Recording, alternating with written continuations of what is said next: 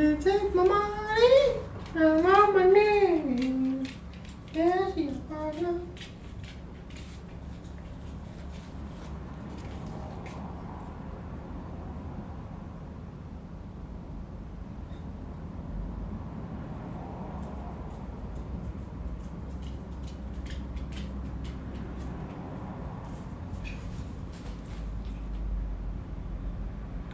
She take my money, I'm on my knee. Is she a partner? A friend indeed. Woo! Let me just check that this thing is working, that we are operating. Just double check,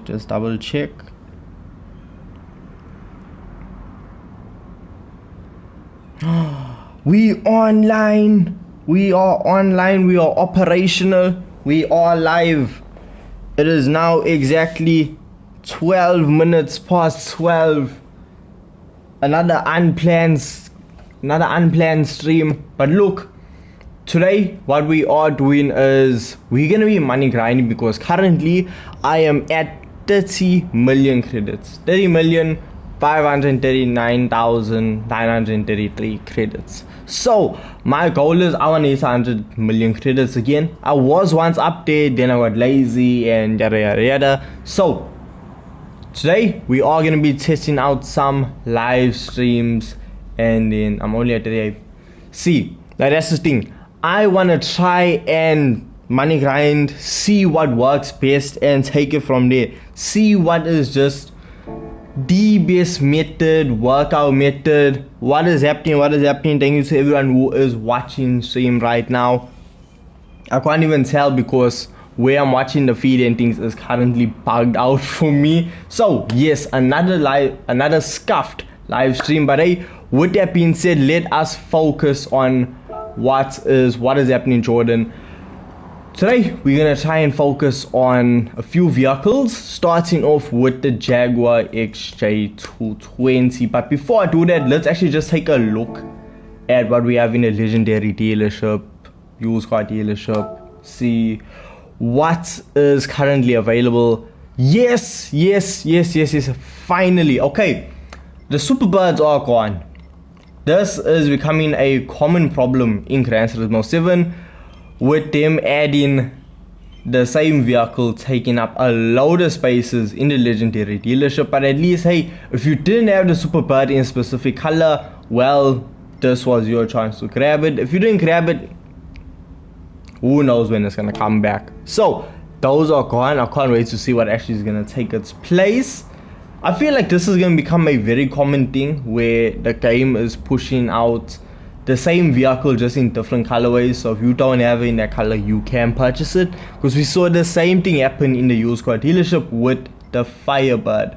See there, 5 different Firebirds, all at relatively the same mileage. But yeah, so that is the thing.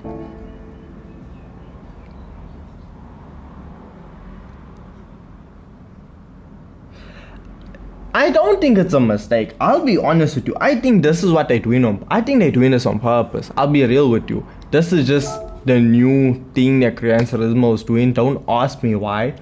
I saw that thing with the Miatas a while back, so I have no idea why this is.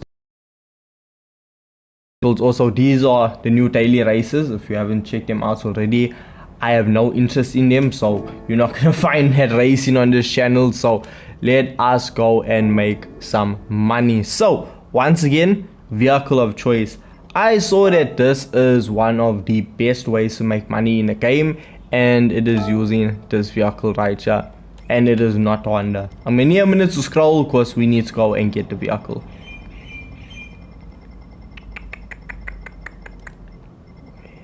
You know, when you have so many cars that this is your issue, you know, when you start suffering from success, hey, crazy. Here we go, Jaguar XJ220. Now this Jaguar is not standard, because this one is actually engine swap with the engine from the Jaguar XJR9 from 1988.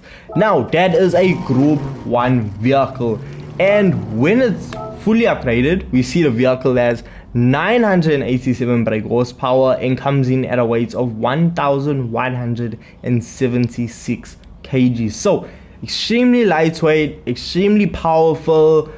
The engine has great fuel economy, making this an ideal vehicle for money grinding. So what we are going to do is take it around the WTC 700. We'll start off with that event, then we'll move on over to Sardinia and see how well it does there. So let us head on over to the circuit and see what we can do. Let's just make some money and see how good this Jaguar actually is, because I think it was on Reddit, if I'm not mistaken, that this car was listed as one of the best. You know, I have to be a bit sneaky with delivery, just a little bit. So we have the WTC 700 around Le Mans. So when it comes to the cars in Gran Turismo 7, we're gonna talk about that in a bit after I just set up the vehicle. So tuning sheets, I should have the setup already loaded. Okay, I need to do some adjustments. The cappuccino with 600 performance points, that is gonna be probably the next car I'm gonna check out after this. So we're gonna run with this and then we'll jump on over to Suzuki. The thing is, I will always say the Honda beats over the Suzuki. Reason being, the Suzuki is a lot sketchier to drive in my opinion. Even though it may be faster, I just prefer the Honda beat. That's my unpopular opinion, but that's just the way it is. So let us try and just adjust it. When it comes to the lap times around the WTC 700 around Le Mans, I always look for lap times around the sub 4 minute mark. If a car can do sub 4 minutes, golden. So this is suspension, this is tuning, did get adjusted with the latest update, so I will have to just soften that up a little bit. That is too aggressive right there. So this is it. So my now setup vehicle is coming at 699.97 performance points, 621 brake horsepower, and a weight of 1259 kgs. So the vehicle is a lot less powerful than when it was fully upgraded, but hey, let us now just jump on over and see what lap times we can set around Kyoto Driving Park.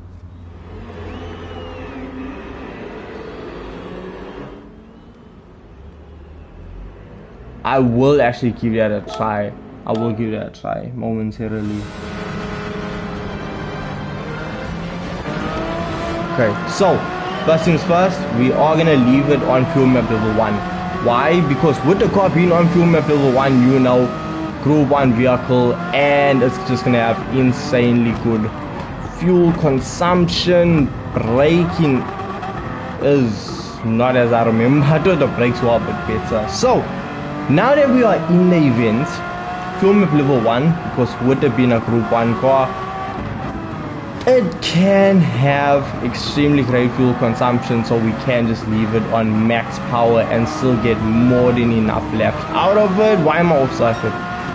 Yeah, so let us start talking about Gran Turismo 7, you know, because while I'm on the grind, let's have a conversation, let us talk. So the cars in Gran Turismo 7, update 1.55 to be specific, those cars were a disappointment. I'm gonna come out and say it, those cars let me down. Because starting off, the Gran Turismo race car, the Formula 1 vehicle that we got, that was really the only acceptable car we got this month. No offense to the Honda boys, I know they are gonna be absolutely fanning out, but when it comes to the cars that we had available, they weren't really the best. I mean, we're starting off the year not in the best position. If we're starting off the year like this, it's not looking good for the rest of it, but I feel like we should be getting an extremely massive update soon, because there's no way this is what's setting the tone for 2025. Look, the Gran Turismo F3500 was genuinely the only good one. The Hyundai Ioniq 5N, Best thing about it was the body kit.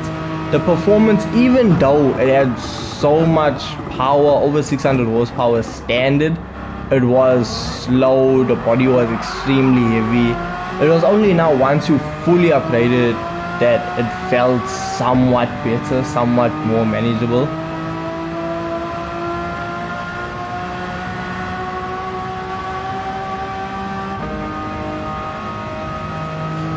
So yeah, the Ioniq 5, it was okay only once you upgraded it. If you left it standard, you're wasting your time. It's so bad. Then we're gonna move on to what else is even added. That's why this update was such disappointment, to be honest with you. I can barely even remember what was added to the game. The Honda was fun with the engine swap. The standard engine did produce a decent amount of power, but if you are gonna use it, engine swap it. You got to engine swap it. That's the best way forward. So yeah. Okay, so far we are doing decent. We see 3 laps of fuel remaining.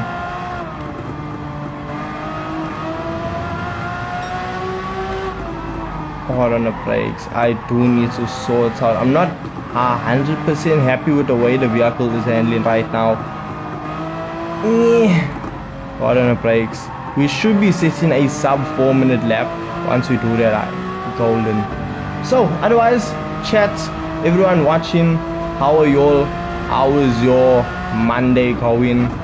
Where I am is currently raining, weather's not the best. You know, it's just a very bland, boring Monday. That's why I decided, you know what, let me jump on stream, come on, yeah, have a bit of a conversation. First lap, 4-minute 1-second lap.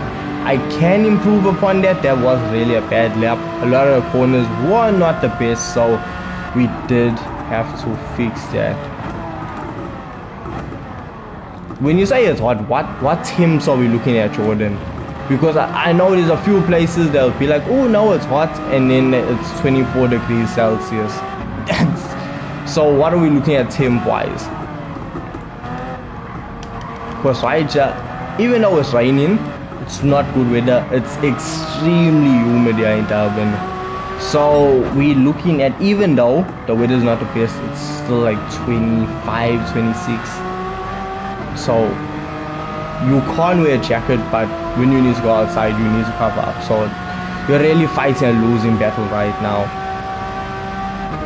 You see, this is what makes specific cars such a great choice for money grinding. The Jaguar right here,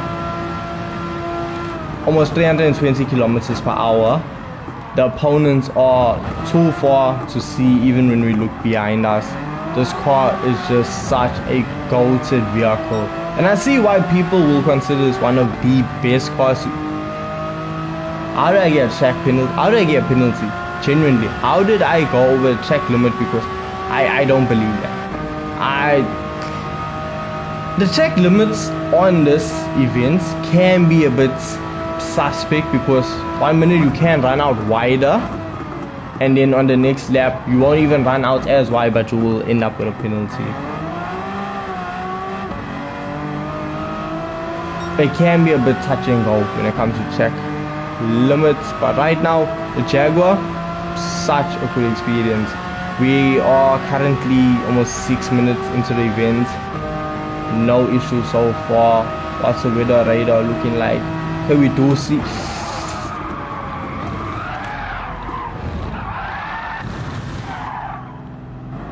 Okay, we're gonna ignore that. We're gonna ignore that. I was looking at the radar, got distracted. You can just see I'm not a professional. I'm not a pro driver. End up running off circuit here because I'm trying to see when's the rain gonna hit the circuit. So we are still gonna be able to run out for another lap, because even with the rain gonna hit now on the 3rd lap, we still should be golden. Because the rainfall shouldn't be too bad. We shouldn't have too much of an issue. So we're just gonna serve our penalty now and keep it pushing. On the brakes and turn up. this lap time is gonna be quite poor due to the fact of I ended up in the barriers a while back. But regardless, you can see the view right now. Car sounds absolutely incredible in this point of view.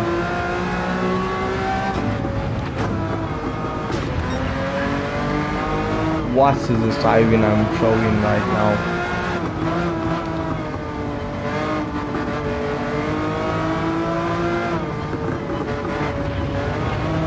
Hold on the power and accelerate.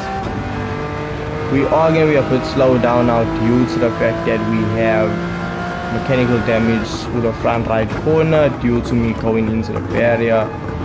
But we see with the radar is looking a bit all over, quite scattered. So like, okay, wipers are on. No, 100% the car needs a lot more hypercars. When it comes to the cars that we have in the game, they are outdated. The supercars are, as I said, outdated. There's no new modern cars. Hypercars in this game are lacking. I mean, for hypercars, what do we even really have? We have the Aston Martin Valkyrie and what else? You can't really say the P1 because the P1's replacements already just got announced. That's McLaren W1, if I'm not mistaken, that's what it's called. The 9182, what's that, 2013? Like, the cars that are in the game are so old. Like, the latest one is, I think there's 3 cars from 2024, if I'm not mistaken. But I understand licensing issues, all of that also play an effect. It has some sort of impact. But we need new hypercars. We need just a lot more variety. And the vehicles that we are getting with the monthly updates are just so random and scattered to a point where even the cars that were found in the data mining list, what, 2 years ago, 3 years ago now, there's still so many of them that have not made an appearance. They have not seen the lights of day. If it's in the data mining files, why not slip an extra one in? At least one a month. You know, let's chip away at that list. Understand you don't want to just bring out everything from that list, but we got to still add something. Lotus was so golden back in the day. The Sprees, the V8 Lotus.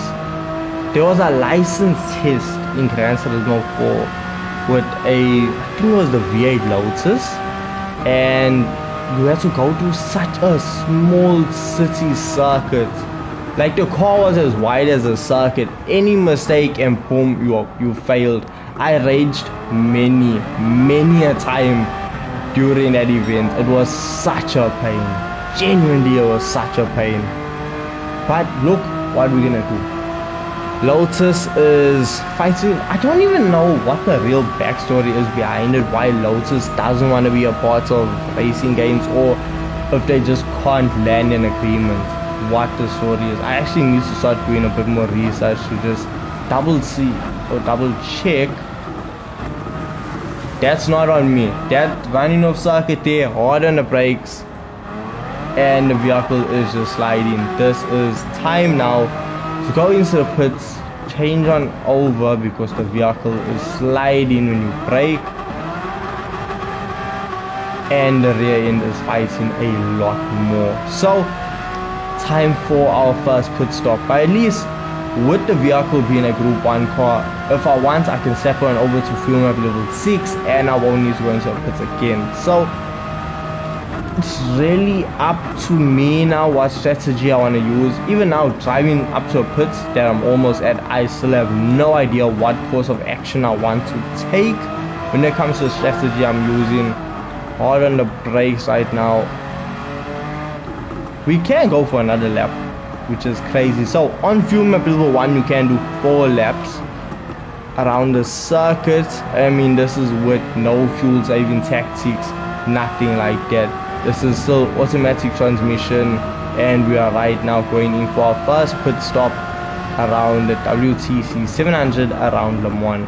Hard on the brakes, a little bit too close for comfort, and in the pits. Now time to spend about half an hour in these pits. So tire compound, I am just gonna slap on some racing intermediate.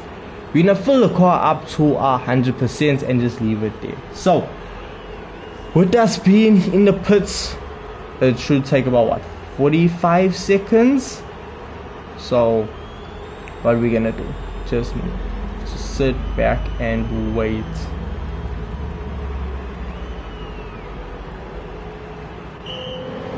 This honestly needs to change. At least give us an animation of following the car. I understand it's gonna be a lot of work, but just sitting around looking at a pit crew waiting, just waiting with a gun like this, no, it needs to change. At least the refueling was super quick. So back out onto circuit, we see second place is still very far behind us.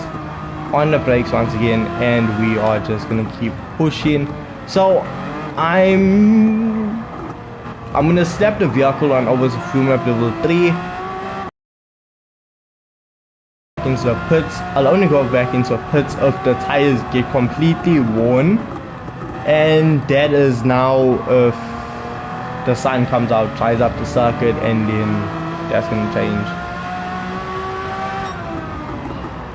You know, genuinely, when I switched on over to PS5, thankfully I was able to do that. The pit stops aren't as long, but you're the PS4, because I had the PS4 Slim, and that took so long. Like, come into a pit, get up, take a walk, come back, and the car's still gonna be going towards the pit stop. So glad that's fixed. But honestly, this game is gorgeous. One of the best looking games in my opinion. And the fact that I'm running it at what, 1080p, this isn't even 4K, and it's still a gorgeous game. So what I actually want to do when in regards to my setup, I need to get a 4K monitor, or at least a 1440p monitor, something, so I can bump up the quality, because right now I'm using a normal Samsung TV and that caps out at 1080p, and because of that I can only record in 1080p on the PS5. Now also I got no capture card. It's the only thing that I'm using to stream right now is the PS5 itself and a mic. That's the only additions that I have to the stream. All of the streaming software is from the PS5. That's it.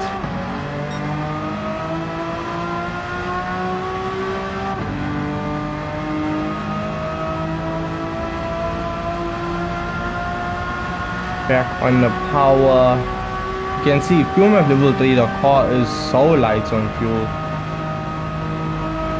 We can just keep chugging along. We can get one event done here, then we're gonna jump on over to Tokyo Expressway, and then we'll go and attempt to do the 1 hour round Spa. So that is the game plan for today. Hard on the brakes and power. We see our intermediate tires are getting worn very quickly, and the rain is fading away, so we may need to swap on over to a different set of tires right now, well, in the upcoming laps, because the minute the intermediates are shot, our handling is out the window. We have no grip and it's gonna be no fun at all. So we are coming in to wrap up now the 4th lap, currently at the 16-minute 35-second mark. Event's actually going quite fast, to be honest with you. I was expecting a lot, I don't know, I was expecting this event to take a lot longer, even though I know it's 30 minutes long.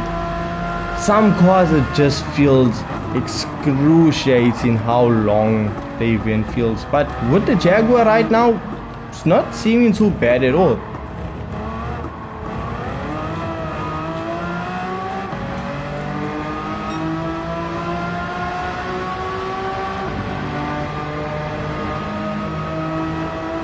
just did a 4-minute 21-second lap. This is after coming out the pit, so it's not too bad, not too shabby. On the power, where the radar is showing that we are clear. Hello Carl, how are you? Thank you for joining another stream. We are currently money grinding, trying to get our way up to 100 million credits. We are currently at 30 million, so we do have a long way ahead of us. But hey, it just means more live streams, more vehicles to test out, and just trying to finish work. What is it? Okay, what is the time where you are that you just got off work? Because where I am, it is currently 25 to 1 in the afternoon. It's midday, people are going to lunch. So what is your time zone? The fact that you're getting off work right now, crazy. Okay, hard on the brakes, coming up to the chicane. We do not want to over a good few hours ahead of me. So how was your day? Singapore. Shouts out Singapore. You know what I'm saying? How was work? Let's have a conversation. We need to do something while we are driving, because otherwise I'm just gonna sit here silent, focusing, and then not really saying much. It's gonna be quite a boring stream. Anyone that's on here, we can have a proper conversation. You know, I know you must be just so happy to be home now. Relax. I know after a long day you just need to relax. All you want, have some good food, sit back, unwind before you have to do it all again.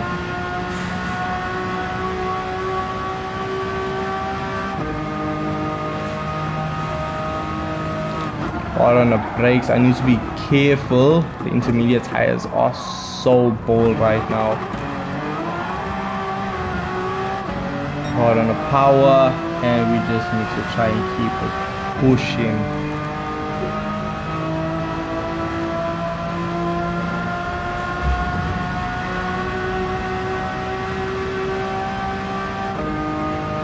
I feel if I adjust gearing, then we will be able to get a lot more speed out of the vehicle.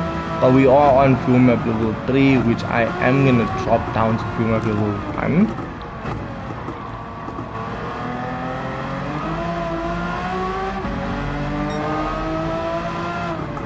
Hard on the brakes. I'll probably go in for another pit stop now after this lap. I'll try and stretch it. I'll probably end up having completely bald tires by the end of that lap, but we'll run it on the setup right now, see how far we can take it. Or should I dive into pits now?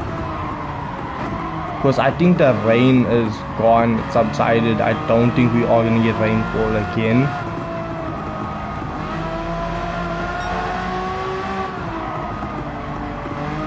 So do I hop onto racing odds now?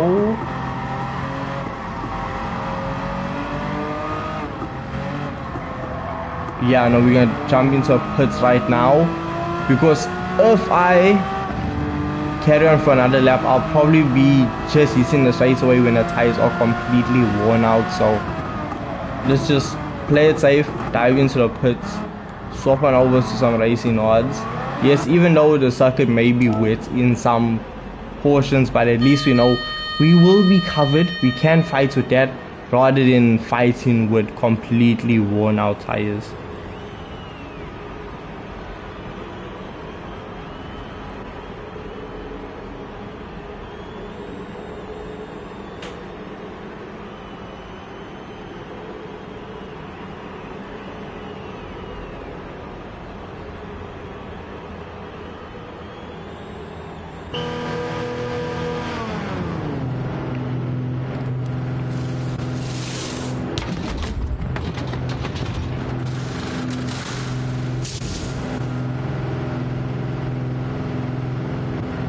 Okay, second pit stop done. That is our last pit stop. We are not gonna go in again.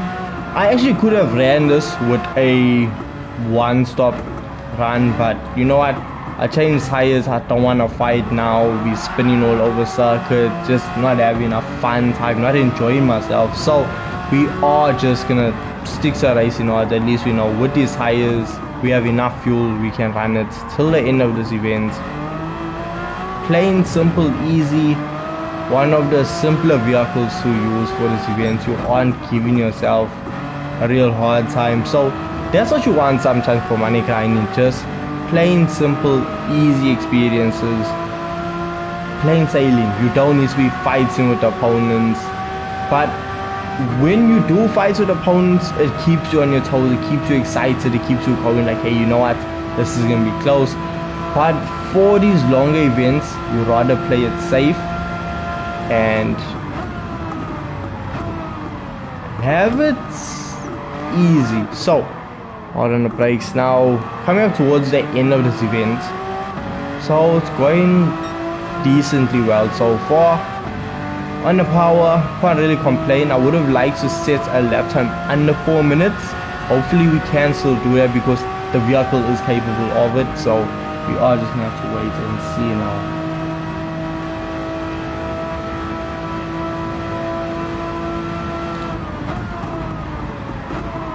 And I overshot it.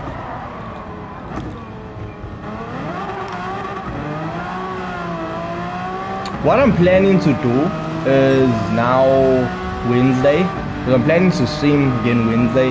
The plan is every Monday, Wednesday and Friday to go live. On Wednesday I want to try to do all of the missions.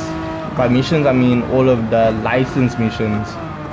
I'm gonna do it no assist on the wheel because I need to start using the wheel a lot more. And I'm gonna try to complete every single license mission in the game on the wheel, which I have no experience with. No assist, pure raw driving skill. So hopefully just improve my skill level in the game. I think that will be a good way, instead of just jumping online, having no experience, ramming people, and yeah, I don't want to ruin other people's races due to my incompetence. So for now we are still on the controller, hard on brakes. So we should be able to get about another lap out and then a minute remaining. So I'm probably just gonna sit at the finish line, let that minute wear down, and then take it from there.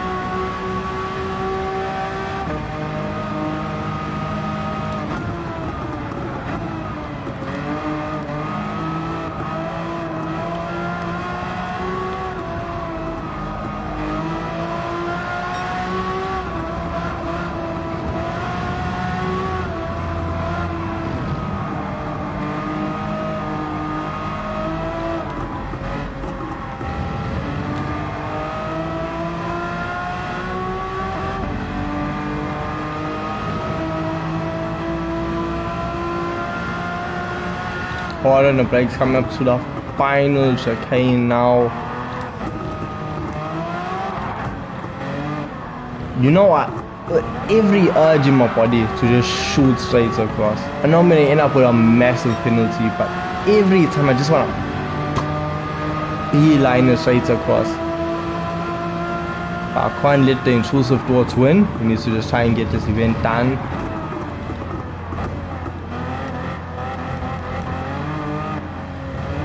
You know what, we will run it to see now which will be the better options to use, because I had to spend a few million to get now the other Group C vehicles due to the latest extra menu book. That's why I'm even doing this now, because legendary vehicles are so expensive in this game. Understand, yes, you are racing pedigree, but it's gonna cost a lot of money. So making our first ever lap past the Audi TT right there.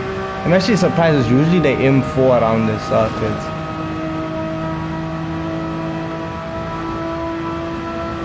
Let's keep chugging down. See there, 320 kilometers per hour.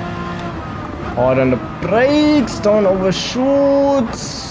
throttle is at 324 before it needs to slam on the brakes and back on the power. Here we go.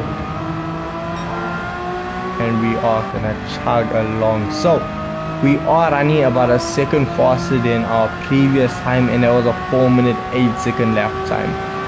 You can run a sub 4-minute lap in this vehicle. It's very capable. I just had a very poor run first time around. Slam on the brakes.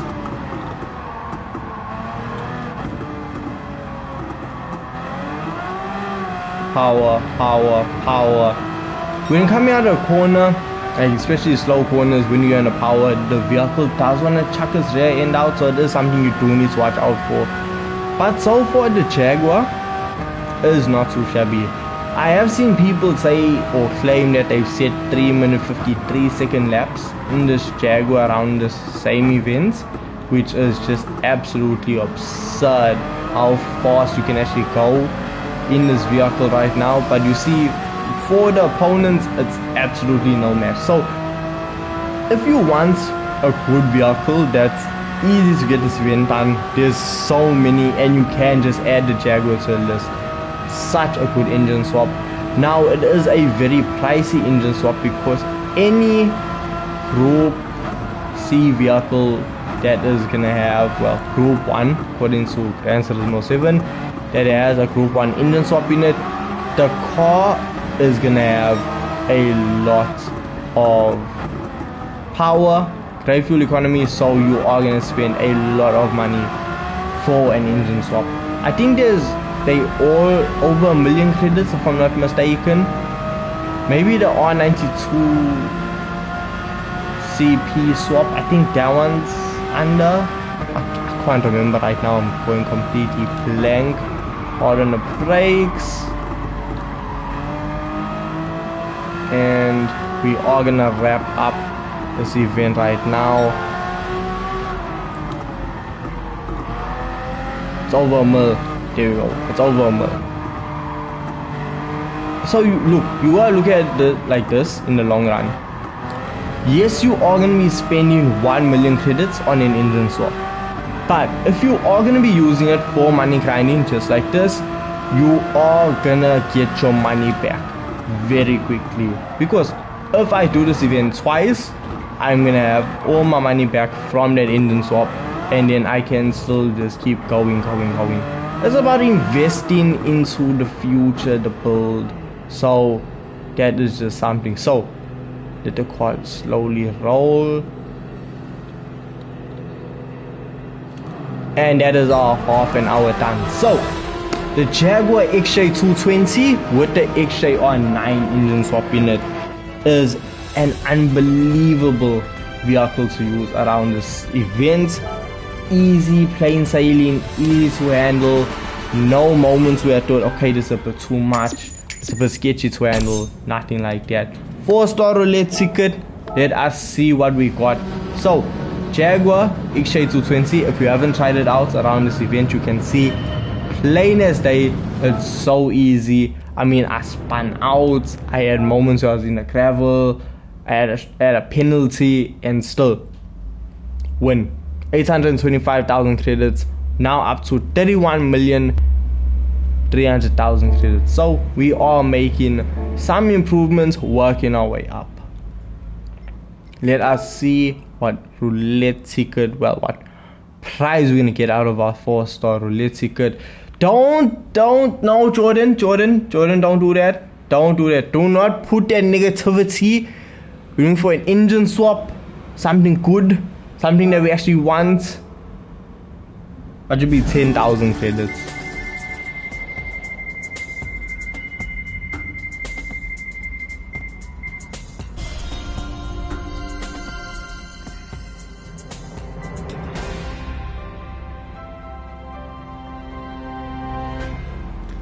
I blame you. I blame you for putting it out there, for putting, look, 30,000 credits. That's it. Yeah. Okay. You called it. Right, fine. we got that done. So next up, what should I test out next? What car should I go for next? What should I try out? Let's see. I saw suggestions. Carl said use some Group C vehicles, prototypes. You know what? Let's try out the Porsche 962C. Should I do that? The Mercedes, the Cyber C9, or the Jaguar? Need to know. First person to respond, I'll do whatever. Let's see.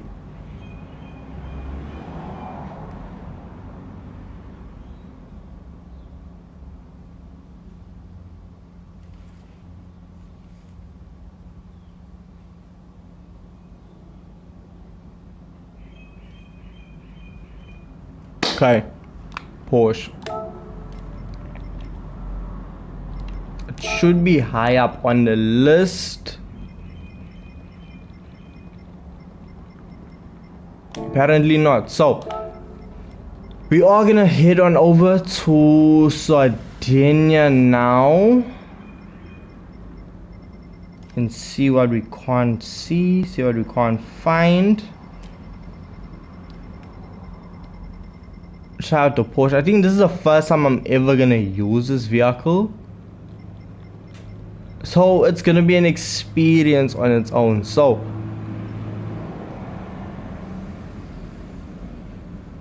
you know, I haven't done this for event, Jordan. I haven't tried it out. I've never experienced it, because for me 1 hour is long. It's a long time to sit and do a single event. That's why when I was doing the human comedies, it took me so long to get them done, because it was just such a pain, in my opinion. I don't really enjoy long endurance events. That's why the 30-minute around Sardinia is like, not Sardinia, around Le Mans is really like the max I can do. But I'll say that now, and then end up doing a 24-hour live stream or something. Who knows? So let us take it on over to tuning shop, throw whatever upgrades, because I need a transmission for it. Just shift up better. So 690 brake horsepower, 850 kgs. This car is actually available right now at the legendary dealership. Well, it should be. Yeah, 1,300,000 credits. Quite affordable compared to the Mercedes Benz, which is more than double the price. So tuning shop, see what we can add to it. I want to get racing hard tires, because now when we go around Sardinia, at least we know, right, we sorted with that. So racing odds, purchase that. Transmission, purchase that as well. The racing transmission makes such a difference when it comes to whatever car you use. Okay, we have a medium RPM turbocharger, which will push us up to 987 brake horsepower. Yo, we need to get this engine, this 935/82. We need to get this engine swapped into some Porsches or some other cars in the game. I feel like this will be a great engine swap for some vehicles and just add some variety. Because I mean, what we have the Jaguar, we have the Nissan, and we have the Porsche. No? Jaguar, Nissan, and the Mazda 787P. We have those engine swaps, so let's get the Porsche. Let's get the Mercedes. But it's like, what cars would this engine swap even go into? That's the issue. So Sardinia, we have 800 performance points limit, but we have an issue because our car is currently at 886. So what we're gonna do, ballast, performance adjustments, and we're gonna come out. So staying on racing our tires, downforce, we can lower it because we are going up against group 3 vehicles, so we will have a big advantage. We'll drop it to 560. We leave that fully maxed out. Add a ballast, 110 kgs, move it to about 20 forward. Okay, we still have a lot of work to do. So power restrictor, drop the power down. Okay, it's more than enough, so we can slowly work our way up.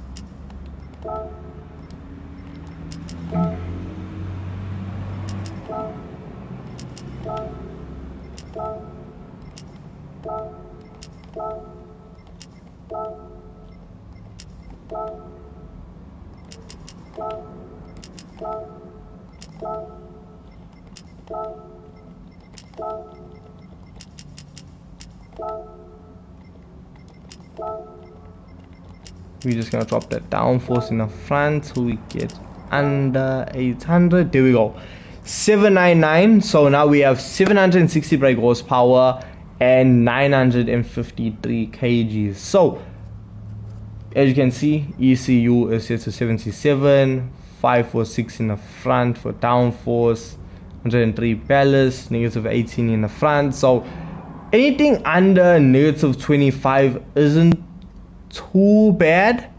It's not too worse when it comes to how the vehicle should handle. So this should be more than capable of now absolutely dominating this event. But we'll see when once we launch, once we take off, what the performance will look like. It generally is a lot of power, and once I saw that we moved over to go and overtake the Porsche, I knew we have more than enough power. And it turns, we are good to go. That was my biggest fear. Okay, that understeer, so it doesn't turn that great, but it does turn. Hard on the brakes, we make our way. I don't want to bump anyone, I don't want to do some cheesy overtakes. On the power, wait, no, fuel map level 1.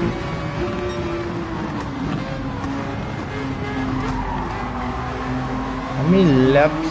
So it's a 15 lap event.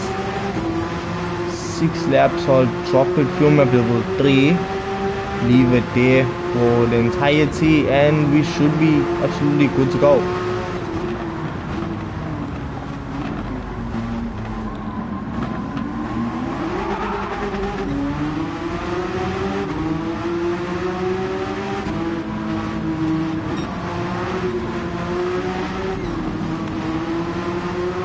All on the brakes and power.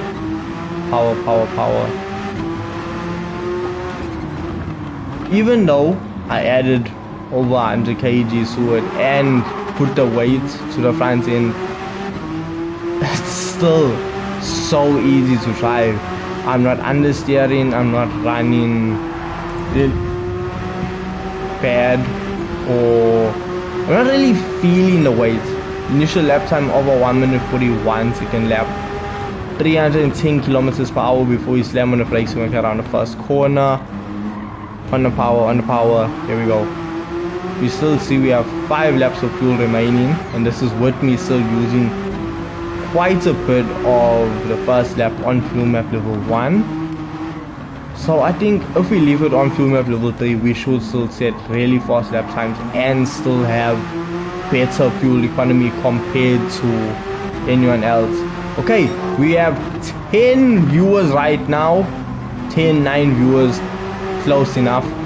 If you are watching and you haven't liked the video, please do so, it would be greatly appreciated. Already just push the live stream out there, so let us just get money. Once again, we are working our way up to 100 million credits in Gran Turismo 7, which is not an easy task, especially when there's no glitches or anything like that. So we are just gonna keep pushing, trying to find the best ways to make money in Gran Turismo 7. If that's something that you're interested in, well, hit that subscribe button, would be greatly appreciated. Hard on the brakes, we are slowly making our way up. Wait, are we in first already? I'm not even trying. You know, this is the perks once you start using cars from higher categories and just detuning it. This is fun, this is fast, easy. because when you want to make money in Gran Turismo 7, you don't want to be stressing if you are gonna even get first in an event. You want first guaranteed. You don't want to lose. You want to come in second, third. That's boring. You want first place all the time. You just want to win. Yeah, sometimes you want to fight for the victory, you know, make it feel like you earned it. But sometimes you just need to sit back, make sure easy guaranteed race win, and just make money. Get your credits up and enjoy yourself. So around Sardinia, it's about what, 26 minutes you want to aim for to be a really fast vehicle or really be worth your time in total. And 1 minute 35 is not too shabby at all. I remember when I was proper tryharding, trying to grind money, I was doing lap times of a 1 minute 32, and I think the Nissan R92 CP, such a glorious vehicle. That's still one of the best purchases I've ever made in this game. And the Porsche, look, the Porsche isn't too bad at all. It does what it needs to do. It has great handling, decent power at this performance point rating, and as you saw, easy to tune. And this is with me not making any changes to the vehicle suspension. I think I left it standard. I should have left it standard because I only focused on just getting it under 800 performance points. So this is the standard handling you will get when you just purchase a vehicle for 1.3 million credits in Gran Turismo 7. Right now you can pick it up from the legendary dealership. This is seeming to be a very good vehicle for money grinding. So honestly, if you don't have it, I would recommend you picking it up. We should be able to just set really fast, consistent lap times with this car.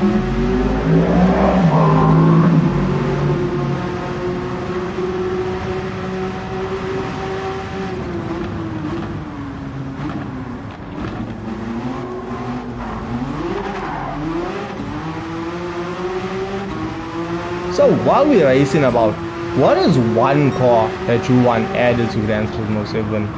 What is that one vehicle that you want added? For me, honestly, I am looking for... I know it's not something that everyone's going to be a fan of, but I would really love to see the Audi RS5 make an appearance. I would love to see the car come to a game. I know it probably won't come to a game anytime soon, but I would love to see the Audi RS5 make an appearance. Whether it's the new RS5 or the old one, I'm not even fussy. Just any Audi RS vehicle I would love to see be added to the game, because right now the game is quite sparse on performance Audis. I mean, what we have the TTS and we have the Audi R8. Well, we have the new R8s also, but Audi produced a lot of good fast vehicles, but a lot of brands produced a lot of good fast vehicles that have never made an appearance in the game. So hopefully in the upcoming months we get some cars that we've always wanted to make an appearance, because with this last update it just was not good. I did not enjoy it. It was not fun. The Toyota CHR, that's what it was. I was talking earlier about the cars added to update 1.55, and I just could not remember the Toyota. That's how bad the car was. That was one of the worst cars added to Gran Turismo 7. Period. In all of the time I've played this game, that is still one of the worst cars I've ever experienced. Fully upgraded, less than 200 horsepower. Come on, don't waste my time. I'm never gonna get that time back in my life. That car is bad. Until that car gets an engine swap, I'm never gonna touch it. I might even just discard it from my garage. I don't even want the money for it. That car is just so bad. I did not enjoy my time at all. The Toyota CHR S, The minute I saw it had an automatic transmission, it got that CVT transmission,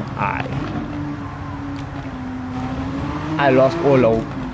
I could not believe it, because I had no idea that we were actually gonna get that, and I thought we were gonna get a different engine, different transmission, but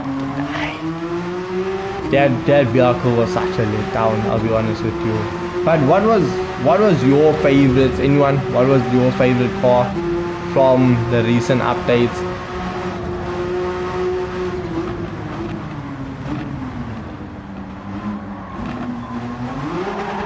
Mine was still like Gran Turismo F3500.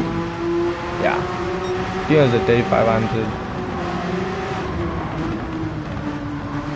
That was a good vehicle. That was a good vehicle. Great addition to the game. Hard on the brakes right now. Power! Yellow flag.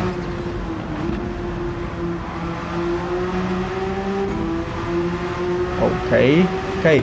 In the pits, we aren't gonna change tires. We'll run this racing odds. They need to work. We need to get full advantage of this vehicle. So far, I'm actually enjoying my time with this Porsche. Setting decently quick lap times. I mean, the fact we're already overtaking, lapping the opponents, it just goes to show you how fast the car actually is. Back on the power now. We see fuel map level 3. We have 6 laps of fuel remaining. So we have what? It's gonna be a 2 pit strat. If I ran a vehicle on fuel map level 6, then we would be able to just do 1 stop. But that's just so slow.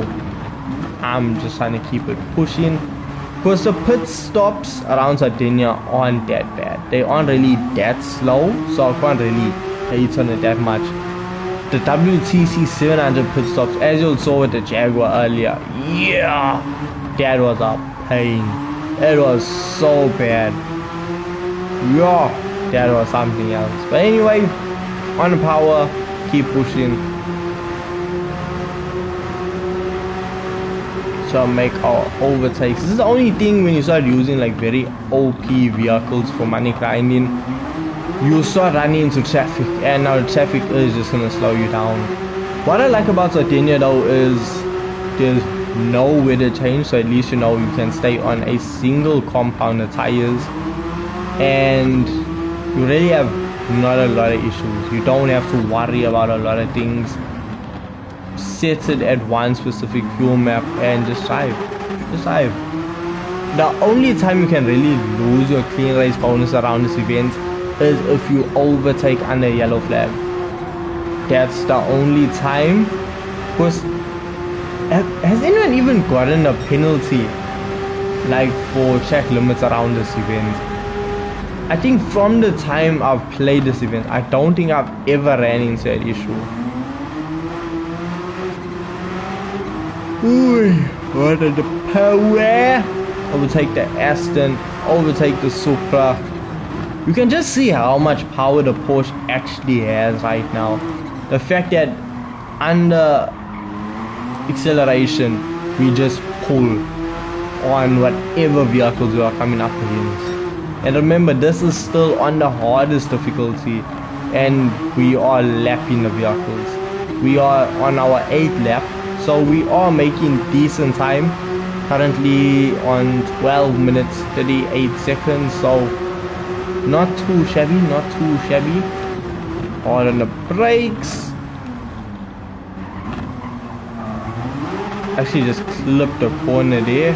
On the power, try to be as aggressive as possible. And then we have the very thirsty Viper ahead of us. This Viper that I just overtook now is one of the thirstiest cars you can use around this event. Yo! Almost diving into pits every second lap. That is one you need to avoid using for money grinding.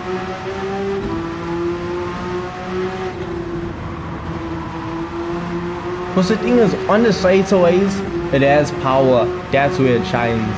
But yo, it does a guzzle fuel.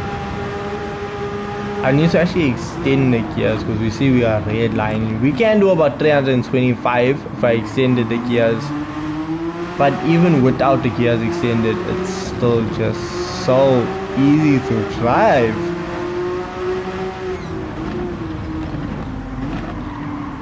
I can just imagine how fast this car must be if we manage to just have it full power.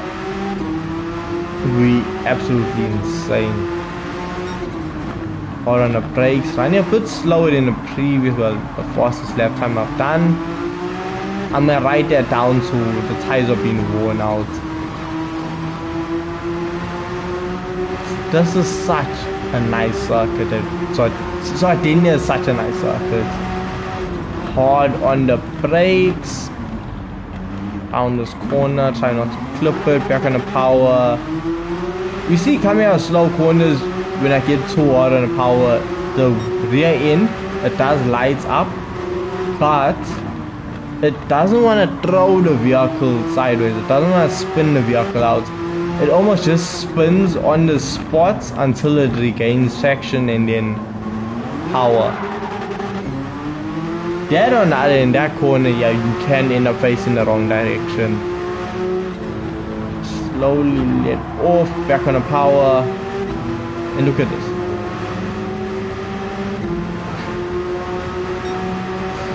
Left the Mercedes like it was parked. Hard on the brakes. You don't want to overshoot.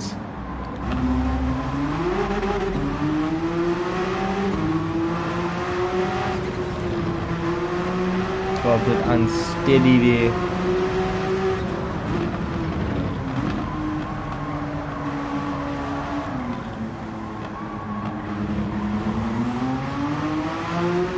Power, power, power, power.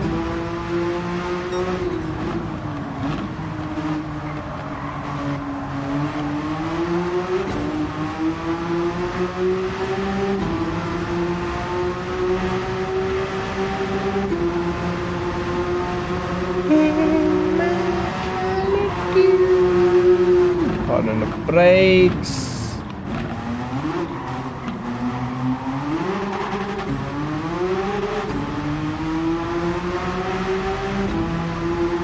I'm enjoying this car.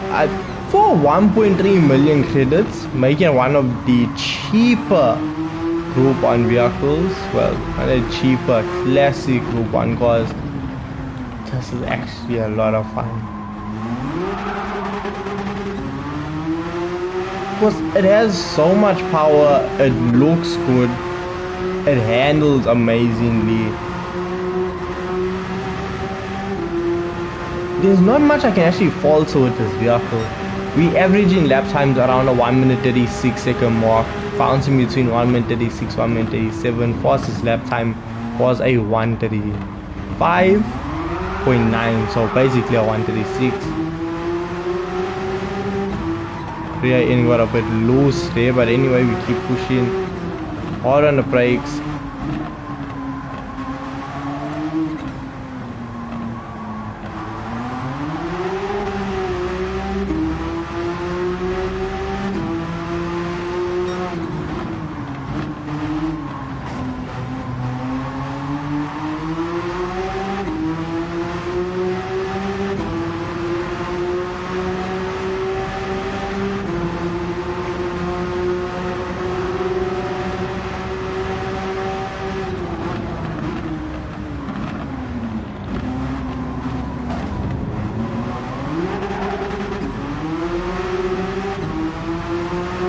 So we have 2 laps of fuel remaining.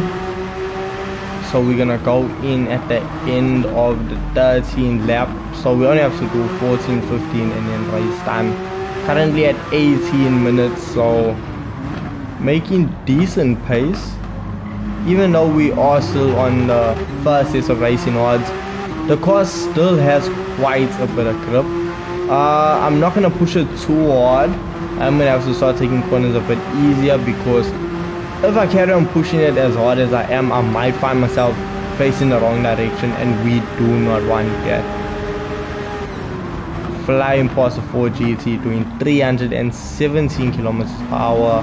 Honda just slowed me up there on the power. Oh, excuse me, yo, gunshots here at the 50 mark. The corner's nice and easy. Back on the power. Let's check out the cockpit view.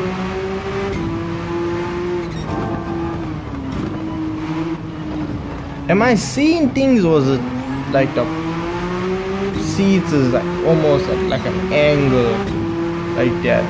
Or am I just seeing my own thing? Cockpit extremely minimalistic, hard on the brakes. You see, we don't even have a speedometer, we only have the rev counter and the boost gauge in front of us.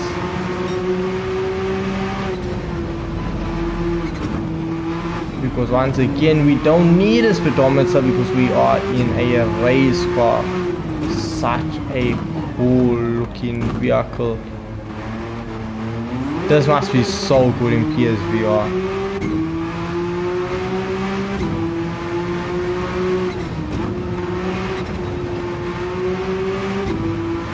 You know what, we're going now. We're going now. Switch on over, racing odds. See, refuel. Actually want to put it a little bit over so then I can run fuel map level 1 and just see what that's like, a full lap of fuel map level 1 and take it from there.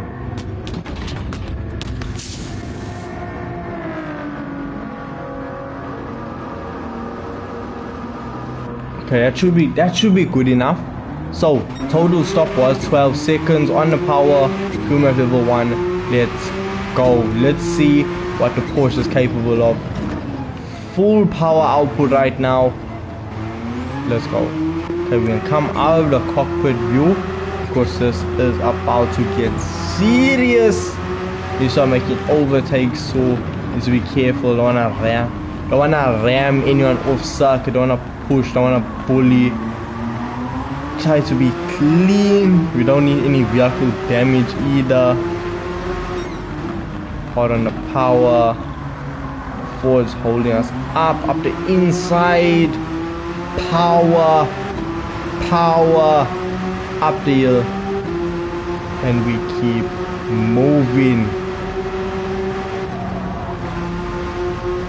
Hard on the brakes, and we are just gonna turn in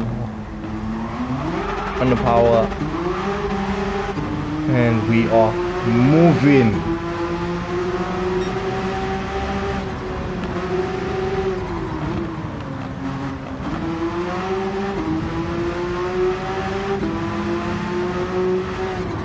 This car is really no. I may have just overshot it there. Completely unneeded right now. On the power, and we keep on pushing.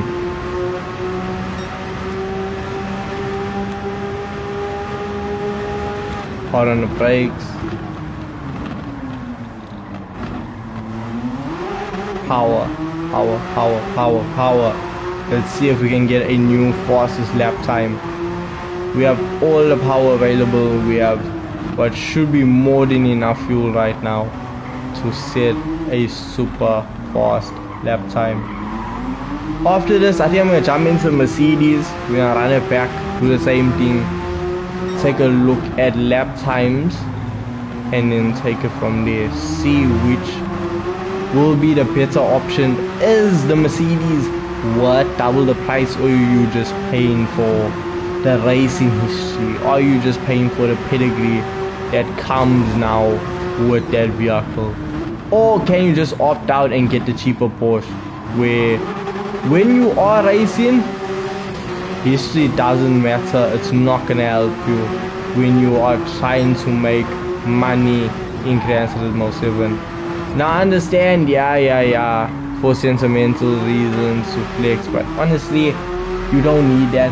It's all about usability. how often you're gonna use the replayability. Is the vehicle fun? Is it easy to control? Is it usable? That is the main thing, and that's what we're gonna check out after this. Because right now this Porsche is so good. It's so much fun. Decent power, great acceleration, good braking. It's just good.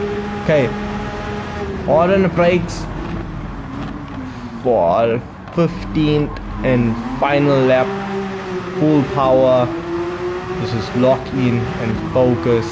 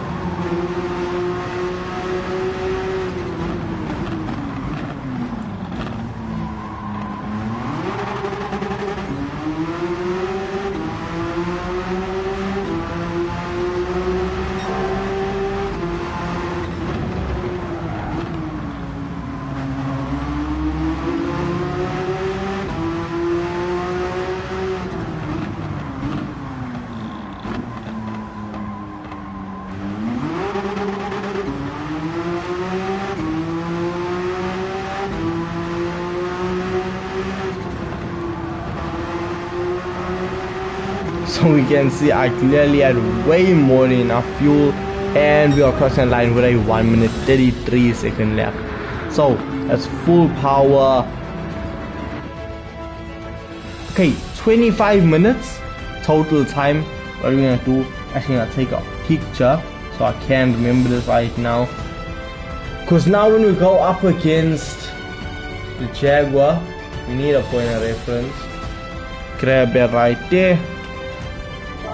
The Porsche, great vehicle, 725,000 credits, 727,000 credits. Now up to 32 million credits. We've made more than 2 mil so far. This stream right here. So let's switch on over to our vehicle, next vehicle. So this should be the Mercedes Benz. We also gonna need to head on over to the tuning shop. I'm just gonna swap on over while I am here looking for it. Yeah, Mercedes Benz Cyber Mercedes C9 from 1989. So jump into this vehicle, yeah. But firstly we need to take it on over to the tuning shop because we need a few parts to just make it a bit more competitive. So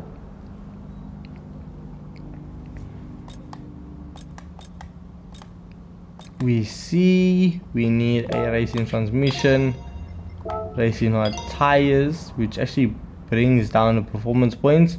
For obvious reasons, we were on racing mediums, medium RPM turbocharger, 987 brake horsepower. So that's the same power outputs as the Porsche. So let's just see now when we go into this copter power restrictor as well as the ballast.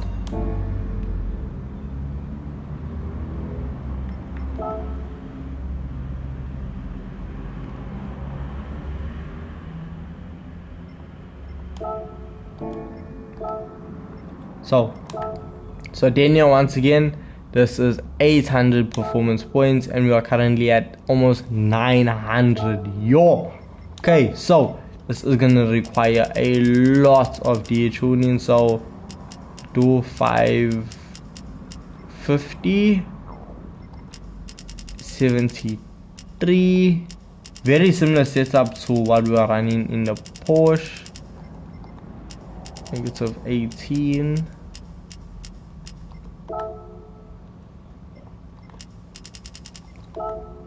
Okay, let's just double check the Porsche to see. Porsche at 77,103.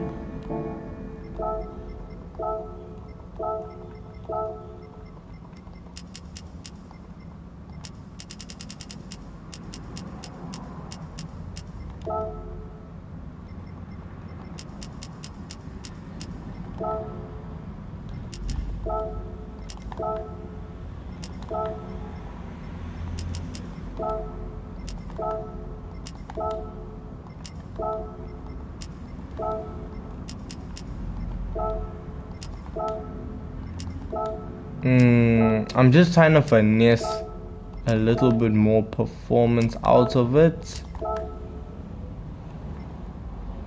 Okay, we're close. So 759 brake horsepower, 994 kgs. What are we looking at with the Porsche? So we are heavier and we have one less power than the Porsche. Huh. Okay, let's just see now with the Mercedes what we are capable of. Same story. Fuel map level 3. Run it there. So we still have tons of power. Fuel map level 3. Gas traction. What am I doing? On the brakes. On the first corner. It feels a lot more violent compared to the Porsche.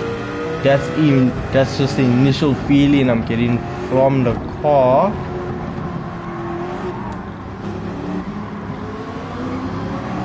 On the power.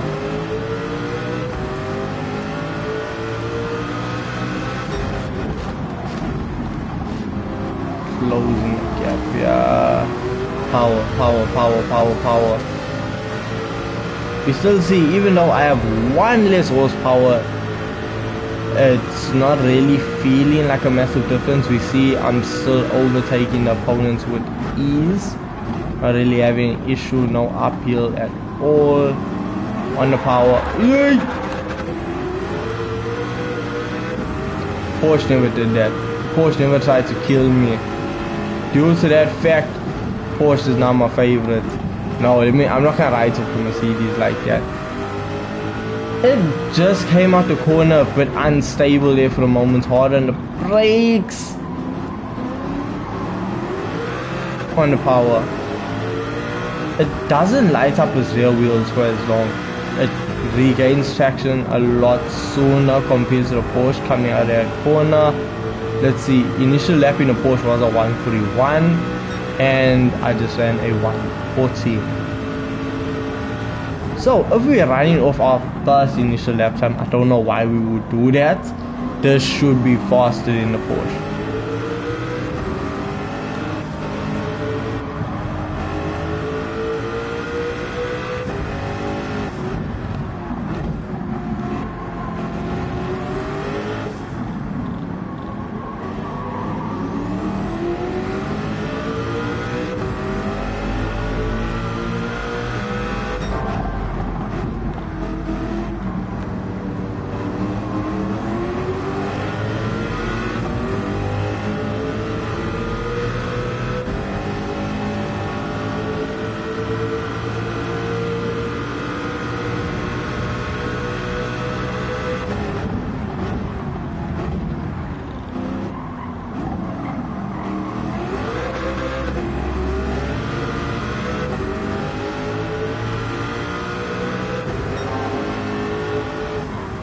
The Porsche was really good.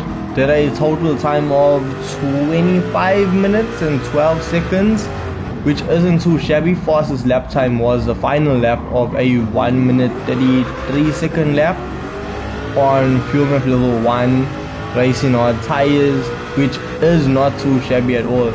Cause what tire compound you use really slows you down. So if I was on racing soft, I would have been able to break into the 1 minute 29s potentially.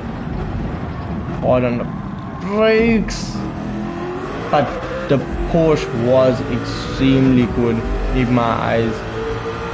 Well worth the 1.3 million credits. So if you haven't picked it up, I suggest picking it up.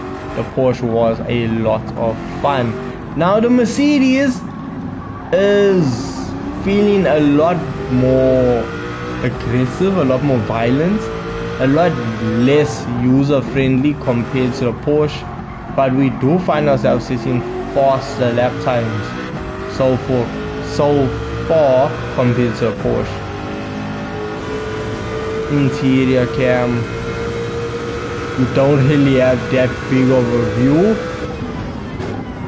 but you still get a very nice interior.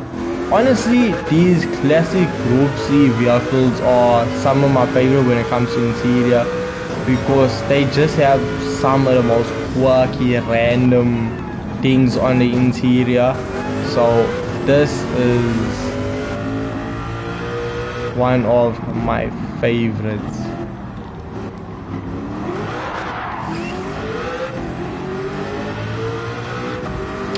The Mercedes can also try to end you if you are not careful. If you're gonna power a bit too soon, you might find yourself fighting, because the vehicle does kick, and it kicks hard.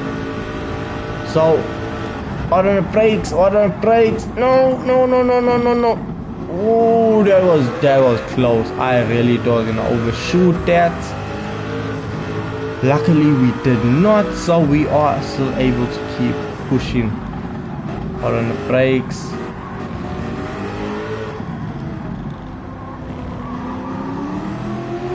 You see, we still have quite a lot of fuel remaining.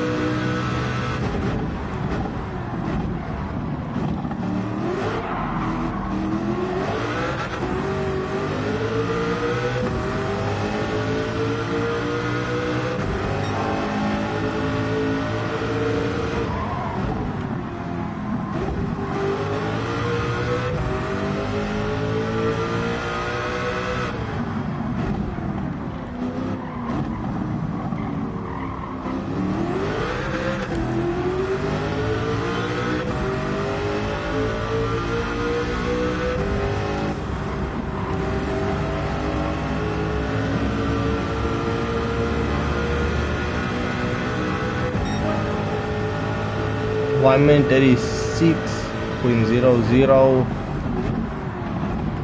That's 077. Why I'm saying 00. It's setting very fast, consistent lap times. 1 minute 36 second laps. Oh no, it's nothing to joke about. In effect, it's just consistent 1 minute 36. With the Porsche, I was fluctuating between 136, 137, 136.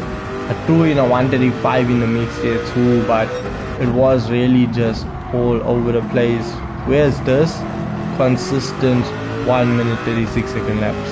Well, so far.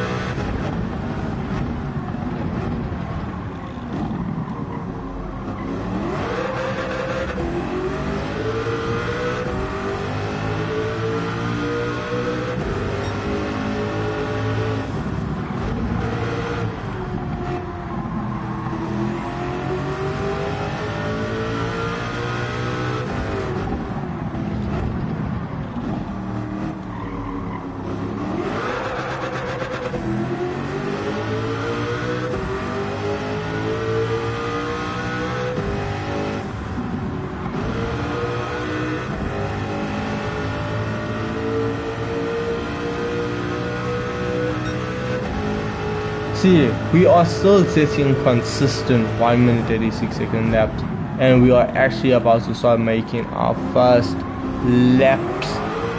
We are about to lap the Corvette here, the Alpha as well. Here we go. Toop, Corvette down. This is not an Alpha, this is a Mazda. You only get my eyes checked out. Around the outside on the power, around the Porsche, and look at that. Gone. These cars are so overpowered. All on the brakes. You see, we did we did lose quite a bit of time. He was being stuck in traffic there, but it's fine, we keep pushing.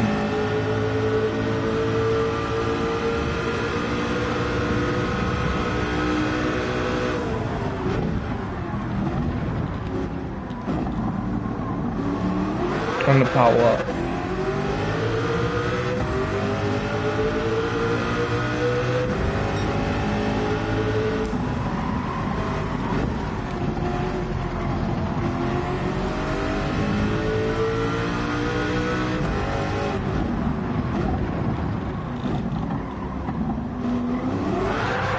Yay! Okay. Let's keep it chugging, let's keep it pushing, let's keep it moving. Here we go, around the alpha. Just look at it. Look at how it pulls. Yeah. Well, that's what we get for just detuning a Group 1 vehicle to go up against Group 3s. You can see why these cars are categorized into different leagues, because this is just simply unfair how fast we are able to move in these Group 1 cars. And the thing is, if you jump into like a road car or something and compare it to these Group 3 vehicles, you would say the same thing. Group 3 cars are untouchable until you find a bigger beast.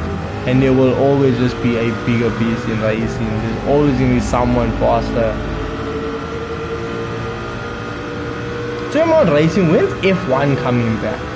As a person who doesn't really watch or follow F1, like I just jump onto races occasionally, just see, hey, what's the story, you know. Plus to, hey, Lewis Hamilton going to Ferrari now, big thing. Hopefully the Ferrari strategy doesn't make an end to Lewis's career, because one thing you can guarantee, you are gonna have debt, taxes, and Ferrari messing up their race due to a poor strategy. Ferrari's race strategy is just so, it's the downfall. Hopefully they make a change this season, but no. Hopefully Lewis will be the wake-up call.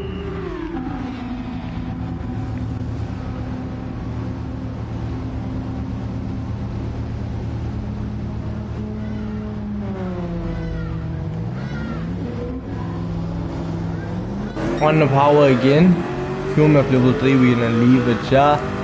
Only now when we go in for our second pit stop, where we switch on over to a new set of tires, as well as dropping the fuel map over to fuel map level 1.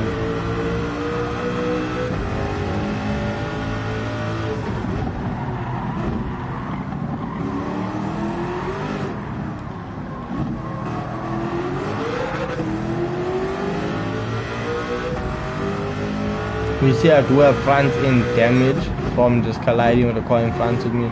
I mean, it was a small tap, I wouldn't say I collided. It shouldn't have even resulted in me getting damage to my vehicle, but regardless, you just keep pushing, trying to lap the entire course if possible. Hard on the brakes.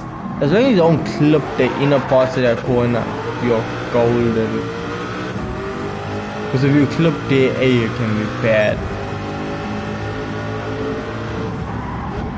On the brakes, and I see that was a collision. That was a harder hit than before. On the brakes, slowly. On the power, not so aggressively. See, it doesn't spin up its wheels that long compared to the Porsche.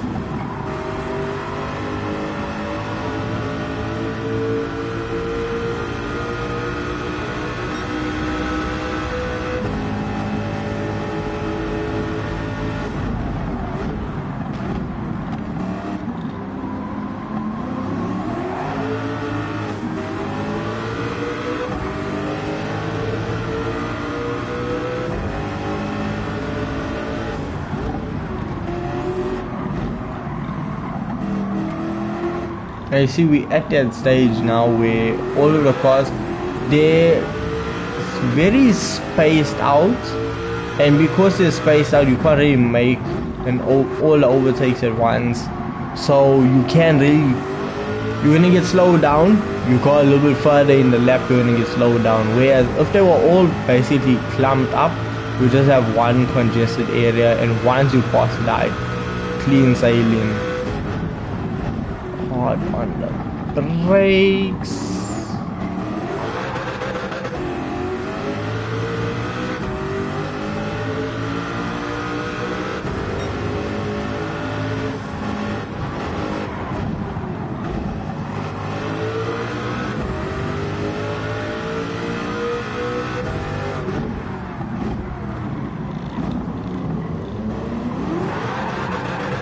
Look at this, Mercedes on Mercedes crime. The new boy versus the old dog. And the old dog, obviously. Obviously, you gotta respect elders. Just look at that. Oh, it's going some pits. Cross the line, 1:36. Even after the pit stops, the lap times still remain the same. A 1:36 second lap time is guaranteed in this vehicle. That's the thing though. You at home could be so much better of a driver compared to myself. So you could see 1:35s, 1:34s as your average lap time.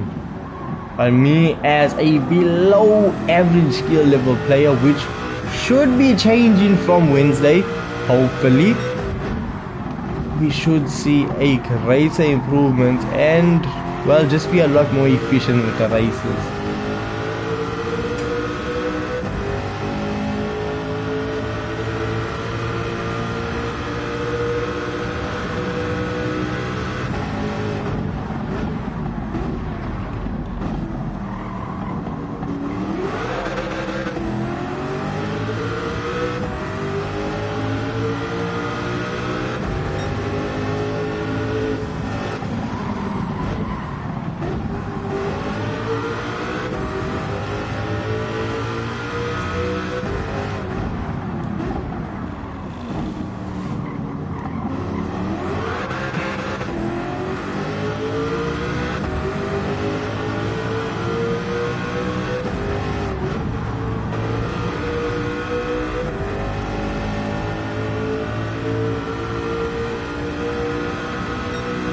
It's uncanny.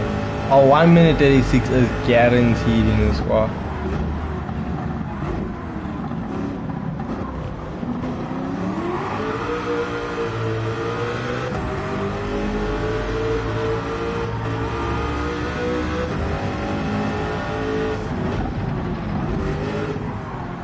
Get a job.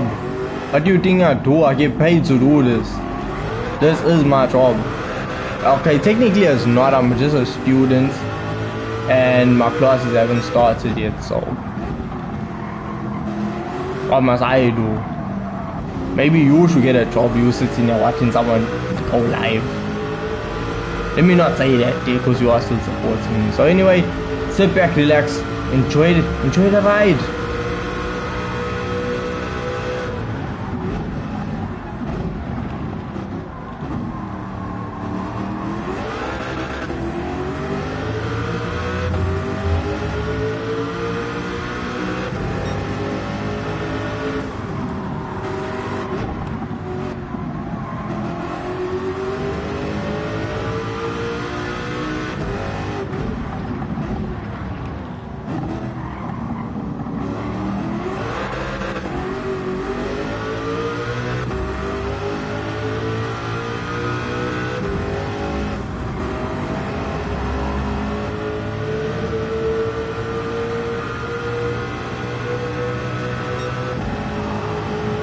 I'm running off pace now. Okay, I'm gonna start blaming the tires because a 1:37, that's unacceptable.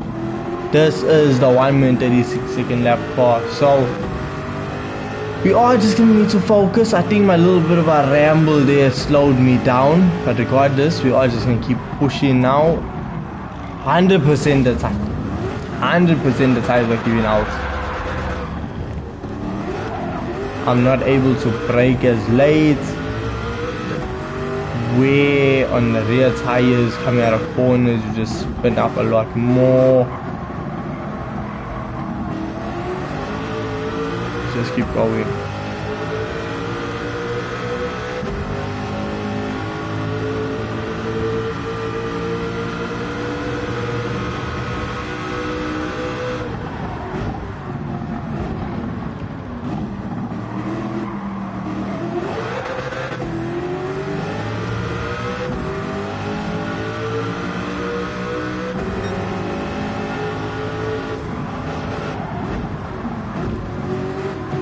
I'm on a Porsche, on the Porsche, on the Corvette, on the braking.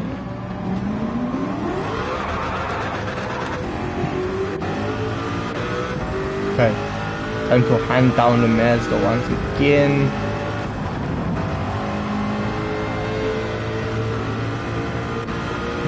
Flying past him, closing in on the BM up ahead.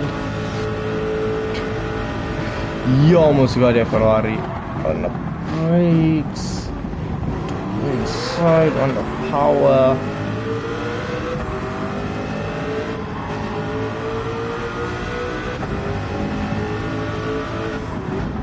On the brakes a lot earlier because we do not want to run off circuits. I need to go in, change the tire compound, because with the racing softs being as short as they are not giving the grip that we need. You can see I'm already almost a second behind my fastest lap due to the fact of me not being able to push the vehicle as hard as possible. So it is hindering our overall time.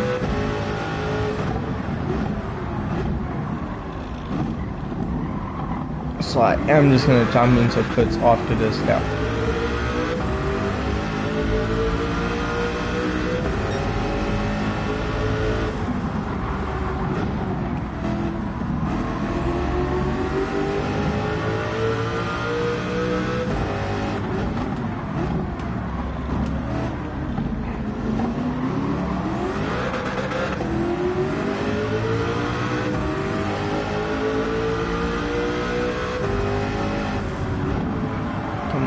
And am I gonna get a penalty for that? I don't know. Racing odds, and we are just gonna fill up right now. We're gonna give it a lot more fuel than it needs due to the fact that I wanna run the vehicle on fuel map level 1, see what lap time we can get. Okay, out of pits, fuel map level 1, let us go. New sets racing odds, so our grip should be back. So let's go. Let's see if we can't get a new fastest lap time.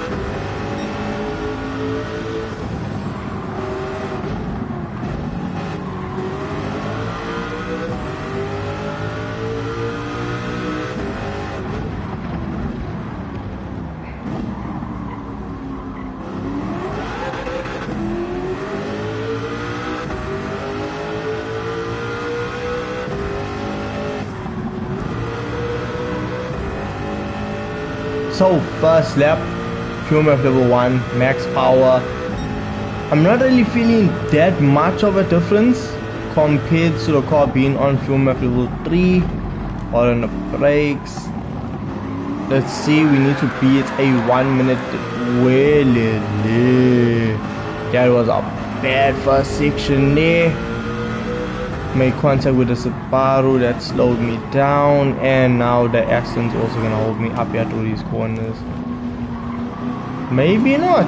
Okay, on the power, this is not gonna be a new fastest lap time, unfortunately. On the brakes, let's just see how fast we can actually go.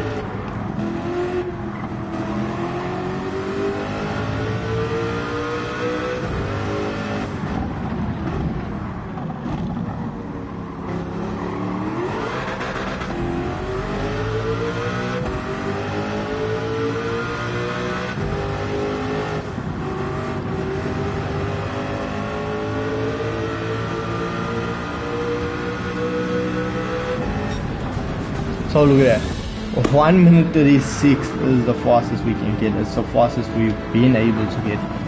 So this took a total of 25 minutes 14 seconds, 2 seconds slower than the Porsche.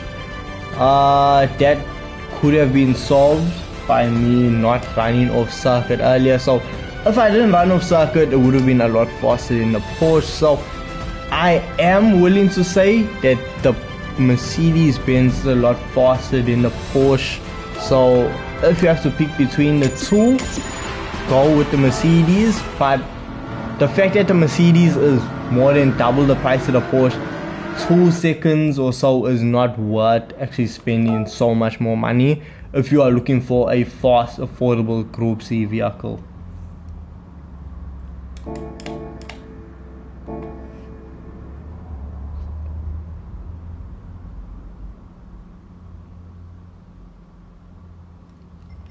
And then now what we're going to do is jump into the Jaguar and see what times the Jaguar can set. So need to run down now the list of all of the cars in Gran Turismo 7 which I do not use, to find one that I actually have quite a bit of experience with, and that is the Jaguar XJ220. Now usually I'm running this vehicle around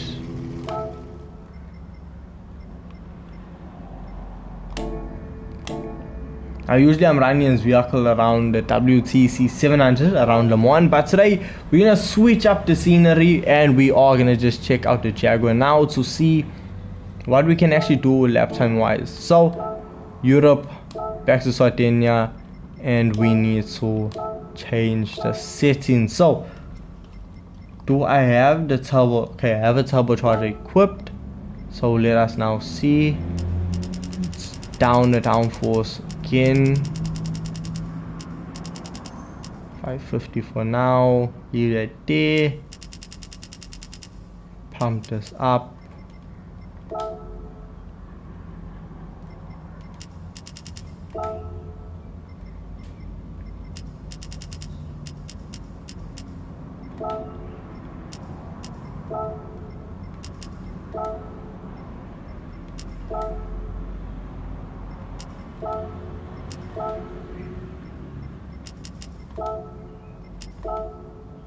okay, so this car is compared. Okay, let's just compare it to the other three right now, last use. So the Jaguar is 1 kg lighter, 1 kg lighter compared to Mercedes, but it is 50 horse. It has 50 horsepower more. Yo, so out of the three cars, the Jaguar is the most powerful. So now let's just take it around Sardinia and see how much of a difference that 50 horsepower actually makes. So same situation, racing hard tires, take the vehicle on over to fuel map level 3 and see what lap times we can run.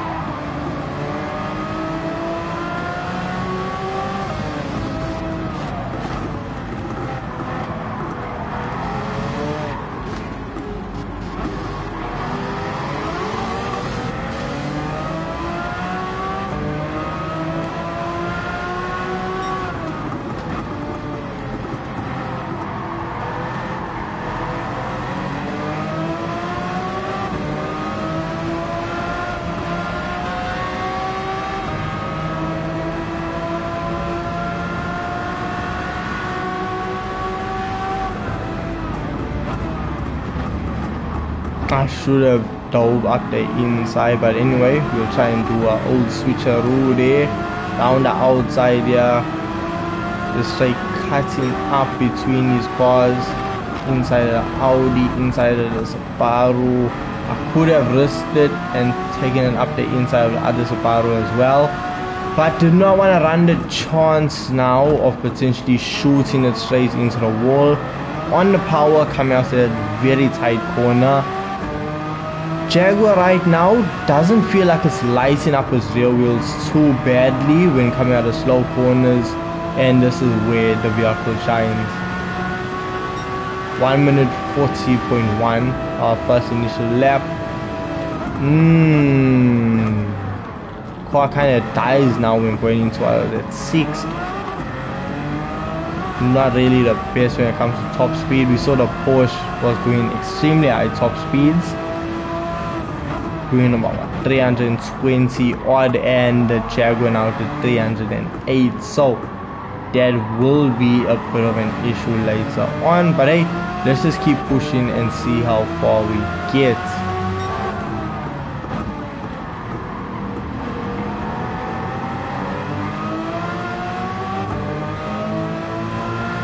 Up past the Mercedes, and then we have first place here in the Dodge, and we are just gonna go absolutely flying by now. Get him under braking. Too close for my liking there, and we just gonna sit the power down and just keep on pushing. Seeing almost 3 seconds faster in our first initial lap time on the power. As long as I don't run off circuit anywhere or hit a barrier, we should be golden. And as long as I don't spin out, you saw that was extremely close. Because when exiting that corner, getting on the power, the rear end did almost take me out there. So let's see, first lap time a 1 minute 36. That is how fast. Oh, we're actually in fifth. Why did I think we went into sixth? My mistake. So coming out of corners, especially slow corners, the car is extremely twitchy. It's extremely violent, let me just say that there. So you need to be extremely careful. Gotta be on the power, very smooth. Otherwise, if you just floor it, those rear wheels are gonna light up and the vehicle is gonna throw its back out. Quite a bit of understeer I'm feeling from the Jaguar, to be honest with you, which is quite surprising. I was not expecting that, but anyway, we keep going, we keep pushing. See, on the brakes, late, on the power again. Let's go.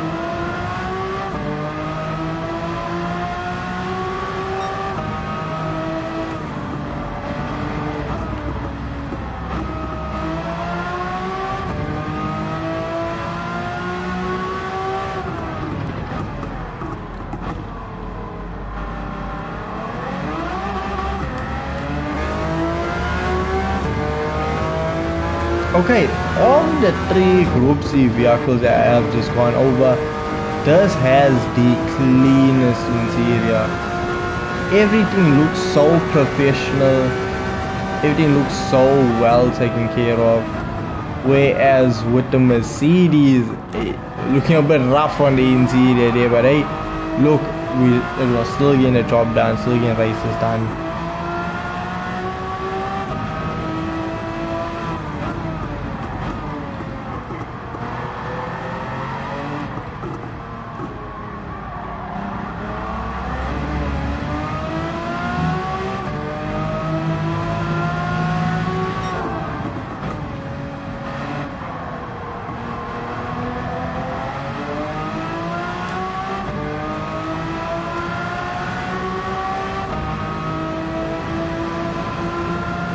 Honestly, so far from the Group C vehicles, I think the Porsche is my favorite right now.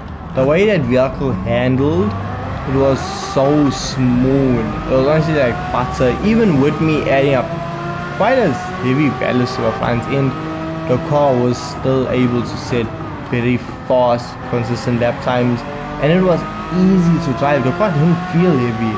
Whereas with these cars, I mean, I have less weight over the front end of this Jaguar, but it's still, when it goes to turning, it feels a lot heavier.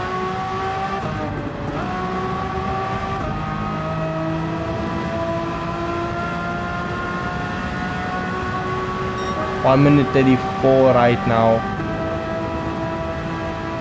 Once we hit 5th, the car's power dies. It goes dumb almost. Now that can be sorted out when we go into gearing, play with that final gear, and then tweak it to actually get a bit more power out of it. Right now, with the way the car is set up, it's a bit too long, but we'll see when we do eventually flip it on over to fuel map level 1 how fast this car actually is down the straightaway.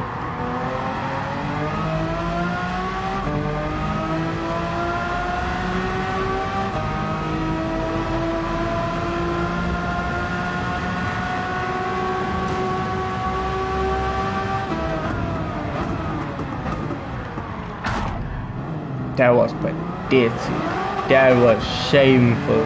Yo, how I can just go straight into the wall like that? I don't know where my mind went. Obviously, I wasn't on this race, but yo, so I just punted into a wall. Now I got that front right damage, which is just gonna slow me down, dampen my overall handling of this vehicle. Lap time wise, should be about a what? 1 minute 37, 1 minute 38 now. Due to damage. Let's see. Gotta still slow down to the Porsches in the way. Let's see, 1 minute 36.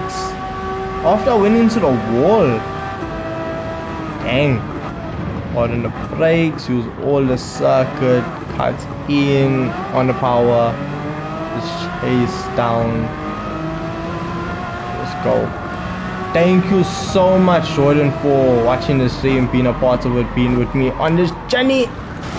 Take care, man. Take care.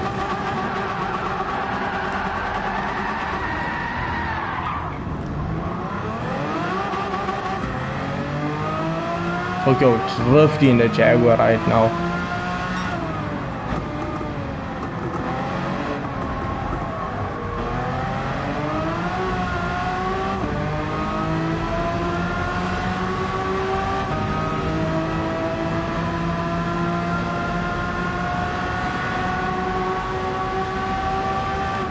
Hard on the brakes. Ooh. Yeah, the brakes of this car compared to other groups, Group C vehicles, Group 1 cars, it's not really the best, because you slam on the brakes and the car doesn't really stop when you need it to, so you do have to brake a lot earlier compared to the Mercedes and the Porsche.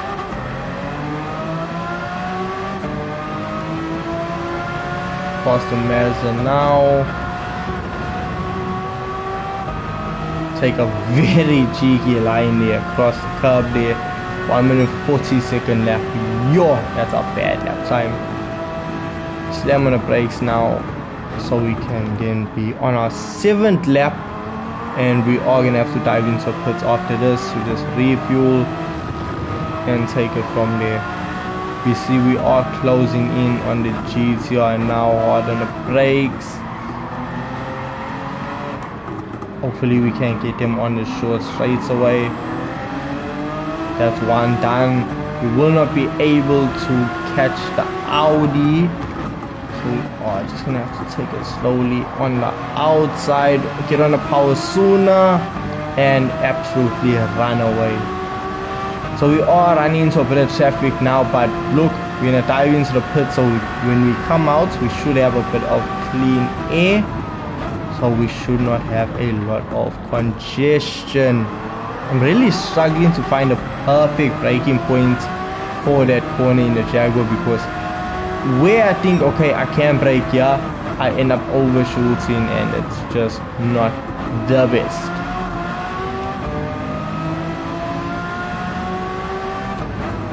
Hard on the brakes.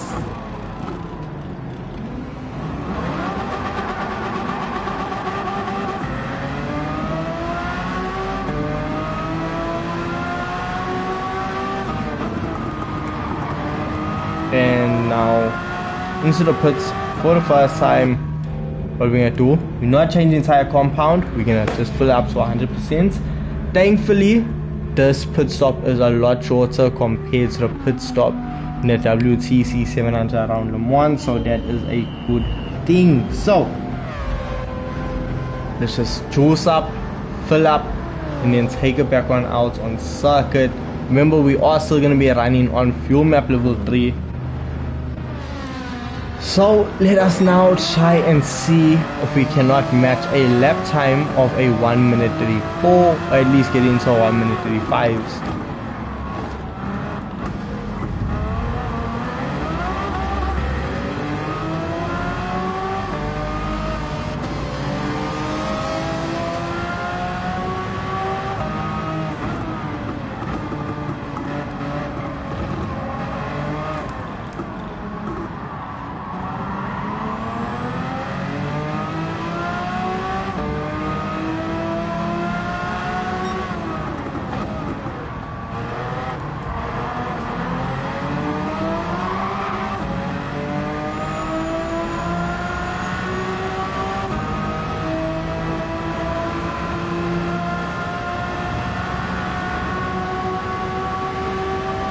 Hard on the brakes.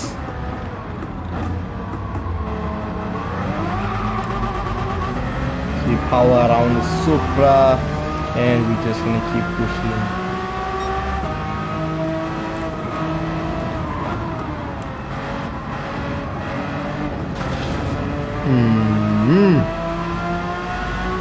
Hard on the brakes right now. Come on, put the power down, Let's go. I feel like this car is gonna be faster than the Porsche. It should be able to run a 25 minute 10-second run in total. That's what I'm aiming for right now. Hard on the brakes.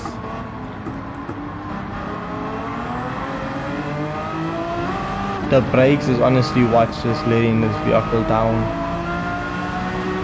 Well, and the driver, but mainly the brakes.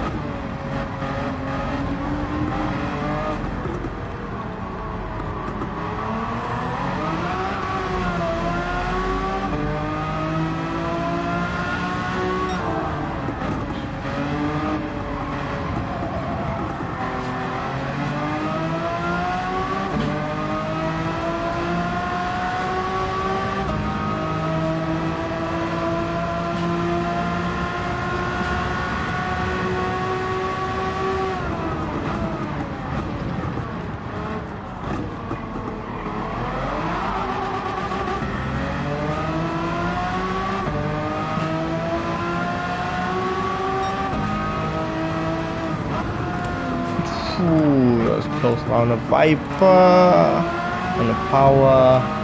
Keep going. Rear tires are about 50%, especially the front rides and back rides are a lot down, more used up compared to the left. Keep the power down. 1:35. So the average lap time across the 3 different vehicles was a 1 minute 36 second lap. Some were fluctuating between 1:36 and 1:37, which was the Porsche. Then the Mercedes was quite consistent at a 1 minute 36 throughout. And then we get this, that somehow broke into a 1 minute 34 second lap in the mix of everything. But then did a 1 minute 40 because of me running into a wall. So can't even blame the car for that. So I'll just write that off as another 1 minute 36 second lap. So remind me please, we need to remove 4 seconds from the overall time, and then we should have a good basis as to how fast this vehicle actually is compared to other two Group C vehicles we just tested.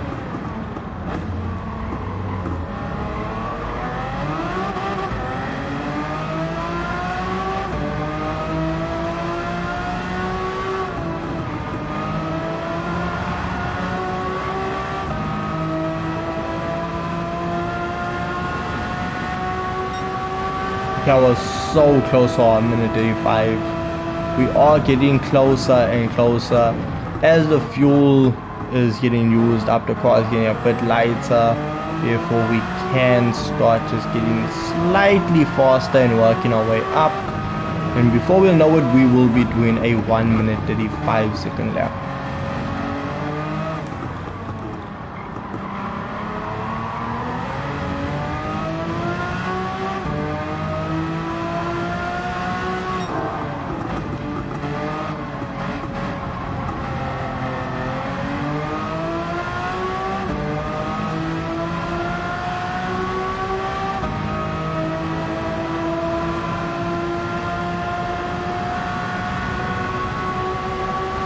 On the brakes super early,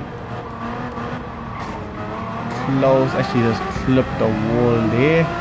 On the power, keep pushing, so we've got quite a lot of fuel remaining, almost at 50% fuel, and we are on lap 11.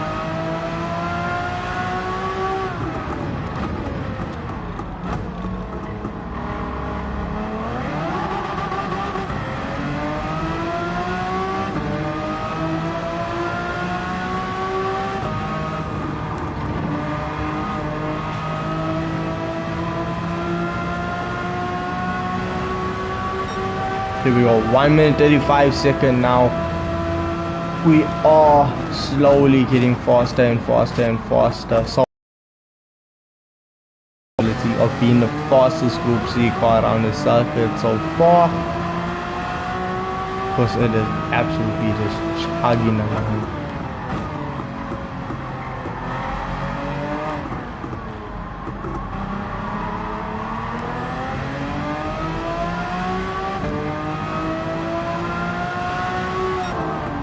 It would make sense that this car is the fastest compared to the other two Group C vehicles due to the fact that this has 50 more horsepower and relatively the same weight. Once again, this is only 1 kg more than the Mercedes-Benz.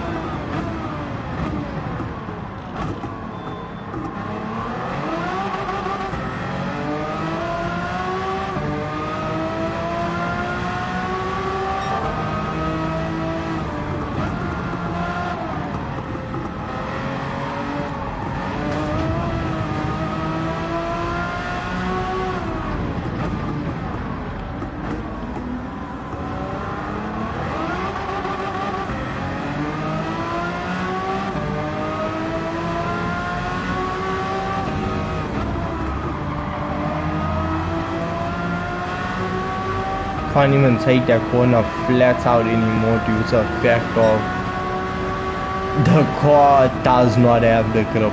The tires are quite worn, so if I do eventually take that corner flat out, I will find myself in the grass.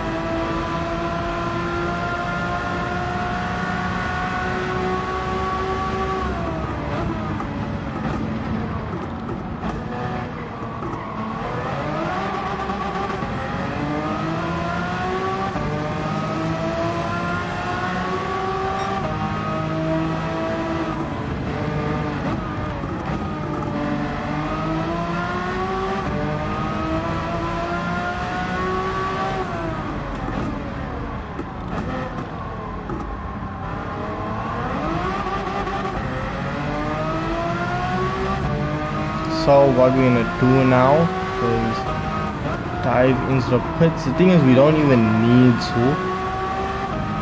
The reason I'm just doing that is because I'm trying to have a steady base comparison between all three vehicles. The car still has more than enough fuel to get another lap out of it.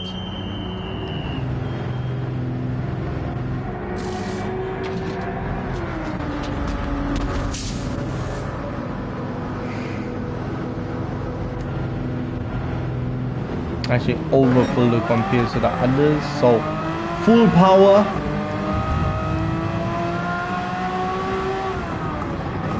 Let's see now. On the BM, on the power, wheels are spinning, and let us just keep pushing. I really thought I was gonna run off circuit there.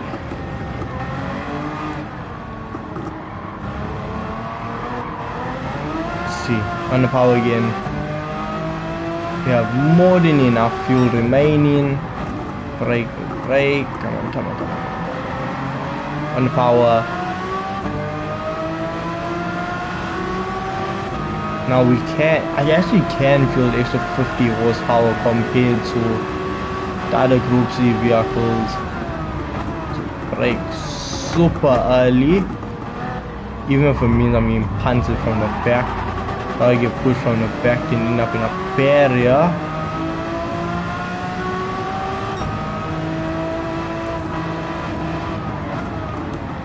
The brakes, power.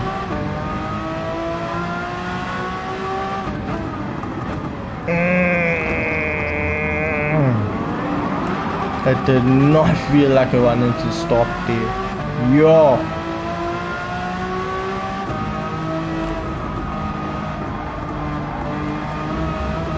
On the power, around the Subaru 137. I have way too much fuel in my tank. I did not need to refuel this much. On the power, we make level 1. On our final lap now, let's see how fast we can actually go. 25 minute 10 second total time is what I'm aiming for in this car. So let's see if we can actually get it done. Hard on the brakes. On the power once more. Up the hill now. Hopefully we don't end up behind too much traffic.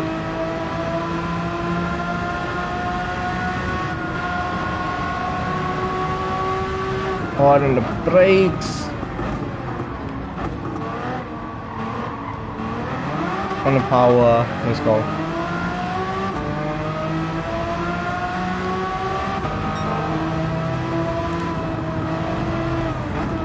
Brake, brake, brake.